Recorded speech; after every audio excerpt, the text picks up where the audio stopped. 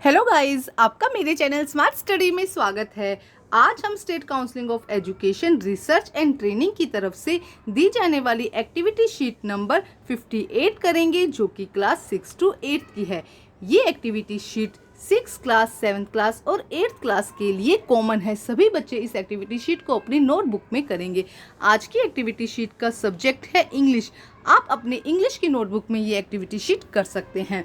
आज की जो एक्टिविटी शीट है ये है 30 मार्च 2022 की। जैसे कि आप लोगों को पता है कि जब इंग्लिश और हिंदी की एक्टिविटी शीट आती है तो उसमें एक स्टोरी दी जाती है, वैसे ही आज की एक्टिविटी शीट में एक स्टोरी दी गई है। उससे पहले कुछ दिया गया है इंस्ट्रक्शन जो हर बार दिए जाते हैं कि आप जिस तरह की स्टोरी होगी उसी की पर्सनैलिटी के साथ करेक्टर्स को मैच करते हुए, उसी वॉइस में रिफ्लेक्ट करते हुए अपने वर्ड्स को बोलेंगे और ज़्यादा जल्दी आप रीड नहीं करेंगे और इम्फेसिस मतलब कि आराम से जोर लगाकर आप जो सेंटेंस है उसको बोलेंगे, जिससे कि क्या हो, आपका प्रोनाउंसिएशन भी अच्छा हो। अब हम पढ़ते हैं आज की स्टोरी। देखो क्या कहा गया है स्टोरी में, स्ट्रेंथ एंड वीकनेस। हमारे अंदर कुछ स्ट्रेंथ होती है और कुछ वीकनेस होती है। स्ट्रेंथ का मतलब है कि हम किसी चीज़ को बहुत अच्छे से कर सकते हैं और कुछ हमारे अंदर वीकनेस होती है, तो उसी के बारे में आज हम जानेंगे। Raj was upset because he had done poorly in English dictation that day. देखो, राज वॉज अपसेट, राज आज बहुत उदास था क्योंकि ही वॉज पुअरली मतलब उसने बहुत बुरा, जो इंग्लिश डिक्टेशन का उसका स्कूल में टेस्ट हुआ होगा वो उसने बहुत ही पूरा मतलब बुरा दिया होगा या अच्छे से नहीं दिया। He was sitting in his room and scolded when his grandmother came and confronted him. वो एक अपने रूम में बैठा था and scolded when his जब उसकी grandmother, जब उसकी दादी उसके पास में आई तो वो रोने लग गया। जब उन्होंने कहा भाई क्या बात है, तुम इतना उदास इस कमरे में क्यों बैठे हो।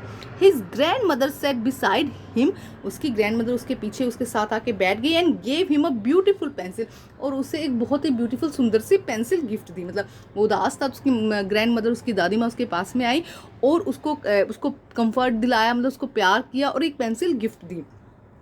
राज look at his grandma, he was puzzled. जब नहीं जैसे वो गिफ्ट दे रही थी, पेंसिल दे रही थी, तो राज अपनी ग्रैंड माँ को देख रहा था और वो ही वॉज पजल, मतलब कि वो ये सोच रहा था कि भाई मेरा तो टेस्ट भी अच्छा नहीं हुआ, फिर भी ग्रैंड माँ ने मुझे पेंसिल क्यों दी है। मतलब he was puzzled and said I do not deserve this pencil. और उसने क्या कहा कि मैं इस पेंसिल को डिजर्व नहीं करता, मतलब मेरे इतने अच्छे नंबर नहीं आए या मेरा टेस्ट इतना अच्छा नहीं हुआ, मैं इस पेंसिल को डिजर्व नहीं करता हूँ। I have not perform well in the test, मैंने अच्छा परफॉर्मेंस नहीं दी है टेस्ट के अंदर।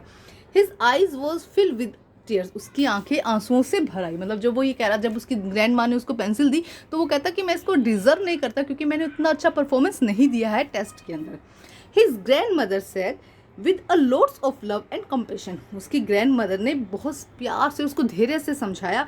You can learn many thing from this pencil, तुम इस पेंसिल से बहुत कुछ सीख सकते हो। देखो क्या कह रहे हैं, उसकी ग्रैंड माँ उसको समझा रही है कि तुम इस पेंसिल से बहुत कुछ सीख सकते हो। It is just like you Raj, ये तुम्हारे जैसे ही है राज। उसकी ग्रैंड मदर ने जो पेंसिल दी थी वो कहती है कि इस पेंसिल से तुम बहुत कुछ सीख सकते हो, ये तुम्हारे ही जैसी है। A pencil experience painful sharpening just the way you have experience the pain of not doing well in your test. जिस तरह से एक पेंसिल को जब उसको शॉर्प किया जाता है, शॉर्पनिंग की जाती है, तो उसको बहुत पेन होता है, तो इसी तरह से just the way you have experience the pain of not doing well in your class in your test, जब तुम्हें पेन हो रहा है, जिस तरह से एक पेंसिल को जब हम शार्प करते हैं तो उससे पेन होता है, वही पेन जब तुमने अपना परफॉर्मेंस अच्छी नहीं दी तो वही पेन तुम्हें हो रहा है। However, it will help you a better student, और ये तुम्हें एक अच्छा स्टूडेंट, हालांकि ये तुम्हें एक अच्छा स्टूडेंट बनने में मदद करेगा। Just as all the good that comes from your pencil, if your pencil is from within itself, you will also find the strength to overcome his hurdle. देखो क्या कह रहे हैं कि just as all good that come from the pencil is from within itself, कि जैसे कि कह रहे हैं कि पेंसिल के अंदर जितनी भी अच्छी चीज़ें हैं वो कहाँ से आ रही है, उसके अंदर से आ रही है। You will also find the strength of overcome his hurdle, तुम उसके हर्डल मतलब कि उसके अंदर से, अगर जिस तरह से हम पेंसिल को शार्प करते हैं तो उसका जो निकला पार्ट है वो बाहर आता है और फिर वो कितना अच्छा लिखती है, उसी तरह से जो हमारी कमियां हैं उसको हम किस तरह से ओवरकम कर सकते हैं और अपने अंदर को निखार सकते हैं। And finally, just as the pencil will make its mark on any surface, you too shall leave your mark on anything you choose. और फाइनली जब हम उसको एकदम शार्प कर देते हैं पेंसिल, और वो जहाँ पे भी चलती है, किसी भी सरफेस पे चलती है, किसी भी जगह पे चलती है तो अपना निशान छोड़ देती है, वैसे ही तुम भी क्या कर सकते हो, जिस भी चीज़ पर चलना चाहते हो, जो भी चीज़ तुम करना चाहते हो, you too shall leave your mark, तुम भी उसी तरह से अपना मार्क उस जगह पर छोड़ सकते हो, मतलब कि जो भी तुम करना चाहते हो हार्ड मेहनत के साथ करके तुम भी कर सकते हो। The pencil teach us to being strong from inside, pencil हमें अंदर से स्ट्रॉन्ग होने के बारे में सिखाती है। It also teach us to improve our weakness, ये हमें हमारी वीकनेस को भी इम्प्रूव करना सिखाती है। Converting into them the are strengthness, अब देखो अगर पेंसिल को हम शार्प नहीं करेंगे तो वो हमारे किसी भी यूज़ की नहीं है, तो वो उसकी हार्डनेस उसकी क्या है, उसकी वीकनेस है। लेकिन जब उसको शार्प किया जाता है, उस पर थोड़ी मेहनत की जाती है, तो क्या हो जाता है, उसके अंदर की स्ट्रेंथ बाहर आती है। इसी तरह से हम भी हमारी जब वीकनेस है उसको ओवरकम करके हमारी स्ट्रेंथ को और अच्छे से बढ़ा सकते हैं। Raj felt consoled and promise itself that he would do better by being a like pencil and do well in future, और उस राज ने कंसोल के मतलब अपनी उसको लगा कि हाँ ये ऐसा कुछ है, एंड प्रोमिस किया अपनी ग्रैंड माँ से कि वो भी एक अपनी लाइफ में बहुत अच्छा करेगा। जिस तरह से पेंसिल ने अपनी वीकनेस को ओवरकम करके अपनी स्ट्रेंथ को बढ़ाया है, उसी तरह से वो भी फ्यूचर में इसी तरह से कुछ अच्छा करेगा। Moral of the story, we all have the strength to be who what we wish to be, हमारे सबके अंदर स्ट्रेंथ होती है कि हम क्या करना चाहते हैं, जो हम करना चाहते हैं वही हमारी स्ट्रेंथ है, और उसी पर हम हार्ड वर्क करें तो हम क्या कर सकते हैं, अपनी जो वीकनेस है उसको हटाकर हम अपनी जो स्ट्रेंथ है उसको ओवर मतलब अच्छा कर सकते हैं। अब कुछ यहाँ पे एक्टिविटीज दी जाती हैं जैसे कि स्टोरी होती है, तो आइए देखते हैं क्वेश्चन नंबर 1 में क्या कहा गया है। Who all are there in your family, तुम्हारी फैमिली में कितने मेंबर्स हैं। Right one quality about each member which you like the most, आपकी फैमिली में कितने मेंबर हैं आपको बताना है। तो जैसे कि we are 4 member in our family, first line हम लिख सकते हैं we are 4 member in our family, और क्या क्या क्वालिटी है उसके बारे में लिखना है। तो आइए करते हैं फर्स्ट क्वेश्चन का आंसर। तो फर्स्ट क्वेश्चन में आपको अपने फैमिली मेंबर्स के बारे में बताना था, सबके बारे में एक एक पॉइंट बता दीजिए। जैसे कि फादर, सबसे पहले आप लिखेंगे father, my father is very hard worker. Second mother, my mother is very honest. Third sister, my sister helps everyone. और 4 पे brother, he is very strong या my brother is very strong. तो आपकी family में जितने member है उसके बारे में और उनकी क्वालिटीज़ के बारे में आपको यहाँ पर लिखना है। अब हम देखते हैं question number 2।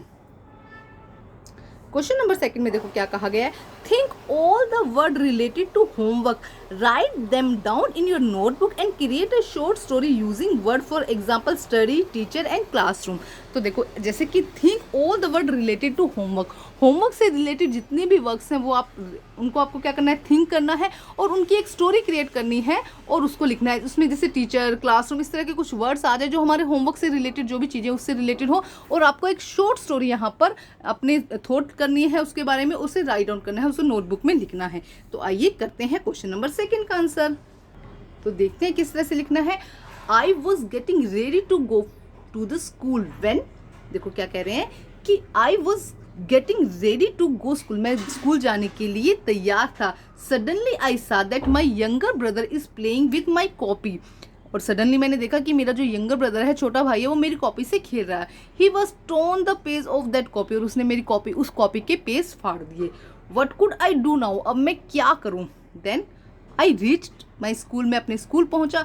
My teacher came and ask all the student about homework, अभी मेरी टीचर आई क्लास में और उसने सभी स्टूडेंट से होमवर्क के बारे में पूछा।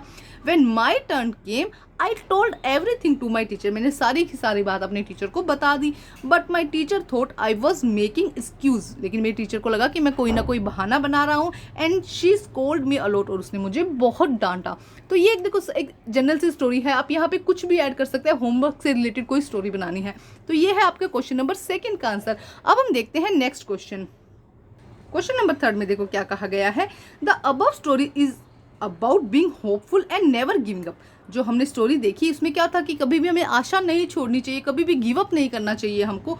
Think of an incident when your performance was not satisfactory in your class test, how did an elder home console you, write your experience in not more than 50 words. देखो क्या कहा गया है कि एक ऐसा कोई भी इंसिडेंट याद कीजिए, रिमेंबर कीजिए, जब आपकी जो परफॉर्मेंस है वो सेटिस्फाइड नहीं हुए आप उसकी परफॉर्मेंस से, और आपके एल्डर्स ने कंसोल किया, आपको सांत्वना दी कि कोई बात नहीं, आप नेक्स्ट टाइम इससे अच्छा कर सकते हो। तो इस तरह की एक स्टोरी बनानी है और 50 वर्ड्स में उसमें लिखना है।